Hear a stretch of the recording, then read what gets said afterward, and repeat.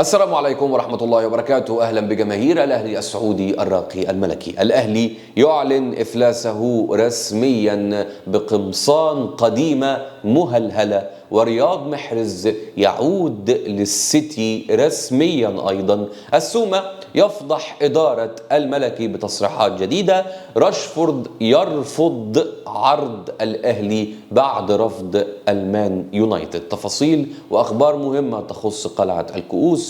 وحشني الكلام عن آخر الأخبار اللي تخص الأهلي، رغم أن أنا كل يوم بتكلم عن الأهلي. بتمنى دعمكم، لأن دعم فيديوهات الأهلي الفترة الأخيرة دعم قليل جدا. الدعم بسيط عن طريق اللايك والاشتراك، وما تنساش تدعم أكاونت التيك توك الموجود في صندوق الوصف، لأن احنا هننزل عليه محتوى حصري الفترة القادمة. لايكك واشتراكك، ويلا بينا ندخل في الموضوع على طول. بشكل رسمي تم التأكيد ان راشفورد بعيد عن الأهلي، وأنا فرحان بالموضوع ده بصراحة. مانشستر يونايتد يحسم الجدل رسميا حقيقة تعاقد الأهلي مع ماركوس راشفورد. زي ما حضرتك شايف اهو الخبر بشكل رسمي، تم التأكيد على انه تم رفض العرض، او تم التأكيد انه اصلا المفاوضات حتى الان لم تصل الى مراحل رسمية من قبل ادارة النادي الاهلي. يعني حتى الان مفيش تحركات رسمية من ادارة الاهلي.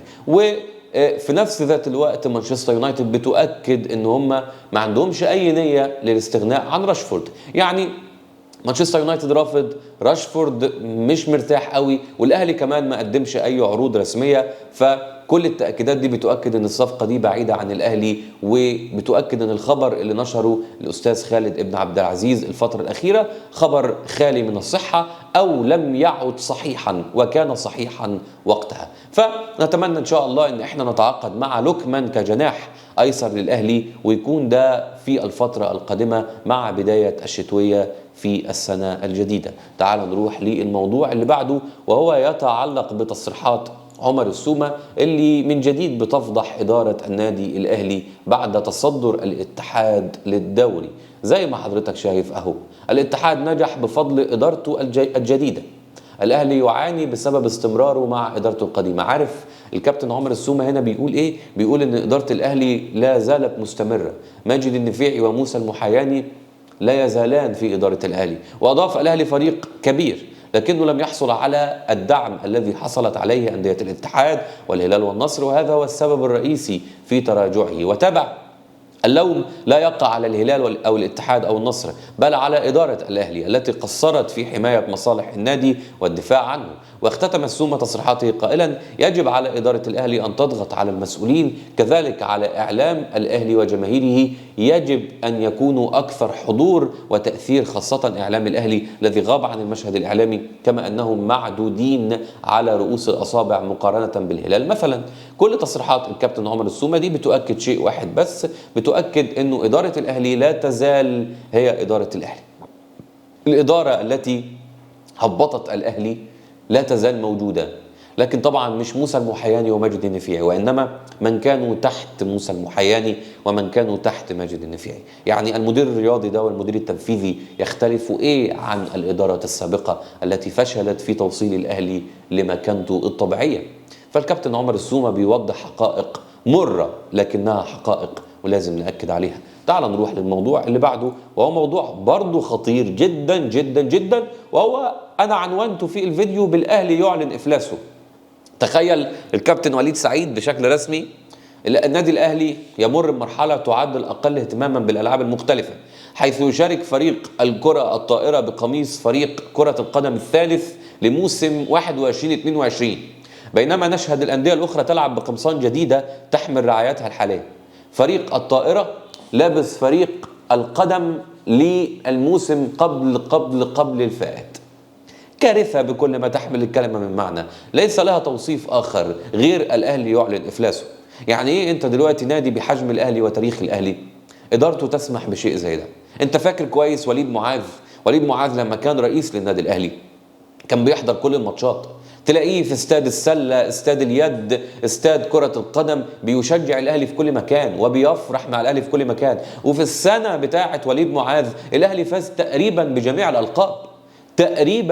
الألقاب، بما فيهم دوري يلو. فأنت بتتكلم هنا عن إيه؟ عن دور إدارة النادي الأهلي. دور الإدارة. هل الإدارة دي معنية؟ هل الموضوع فارق معاها لدرجة إن هم يلبسوا اللعيبة قمصان من 4 أو 5 سنوات ويدوا إشارة للعالم كله إن الأهلي بيعلن إفلاسه، بيعلن إفلاسه لدرجة إنه مفيش قمصان؟ هل الأهلي فعلا معهوش فلوس حتى يعمل قمصان جديدة؟ شيء فعلا مخزي جدا، شيء لوحده كفيل إن إدارة الأهلي كلها يتم غربلتها في الساعات دي. دي الحقيقة، للأسف دي الحقيقة. تعال نروح لموضوع مهم جدا، وهو عودة رياض محرز للسيتي رسميا. طبعا عودة رياض محرز للسيتي مش علشان يلعب مع المان سيتي، وإنما علشان يحضر الديربي القادم بين المان سيتي والمان يونايتد. ديربي في منتهى السخونة والمتعة بإذن الله. هنتفرج على كورة ممتعة جدا، خصوصا ان الفرقتين دلوقتي تقاربوا بعد تدهور حالة المان سيتي. ممكن المان يونايتد يعمل مفاجأة ويكسب، هي مش مفاجأة قوي بالنسبة لحالة الفرقتين دلوقتي. المتوقع ان المان يونايتد هيكسب. رياض محرز بيعود رسميا الى السيتي علشان يشارك في هذه المباراة. بيعود رسميا للسيتي، لمدينة السيتي، علشان يشارك في هذه المباراة مش كلاعب وإنما